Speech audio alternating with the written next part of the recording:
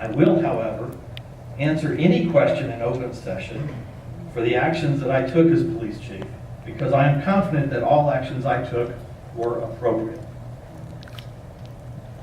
In April of this year, I asked for an investigation into the unplanned disruption of our Spillman computer system. This was the second such failure of a critical system in about a 6-month period, the other being our jail recording system.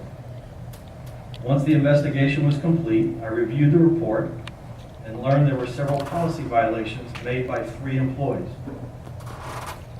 The policy of the police department requires that any serious violation go before the Administrative Review Board. This board is comprised of all members of the command staff.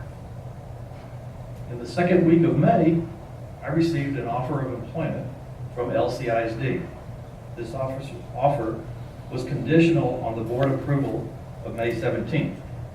On May 18th, I announced my intent to retire and gave the city my 60-day notice as required in my contract. On May 21st, the Administrative Review Board met to deliberate the report. The board determined that there were in fact policy violations and made recommendations for appropriate disciplinary action. A total of 3 individuals were determined to have violated policy. The one in question tonight, Richard Hooper, committed the most serious violations, and the board made the unanimous recommendation to terminate his employment. It is important to note that during the deliberations of this action, since I had already submitted my letter of retirement, I did not participate in the discussions, nor did I make my opinions known to the rest of the board. In fact, I invited our HR director, Lori Remington, to sit in on the Administrative Review Board. And she made note that I did not lead or participate in those discussions. But as chief, I took their recommendations without alteration and completed all the necessary documents. All recommendations for termination are reviewed by the Human Resources Department and the city's attorney prior to notifying the employee. These steps were completed and Mr. Hooper was terminated.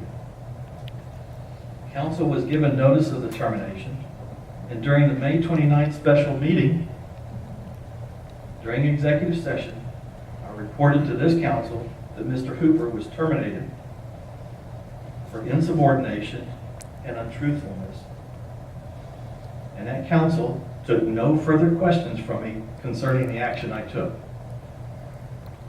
Given these facts, I do not see any reason for me to attend any closed session or participate in your deliberations. I've always tried to conduct myself with the highest of integrity and transparency. I have never allowed any vindictiveness in this or any decision, and certainly this is not a witch hunt. Thank you. Thank you, Chief.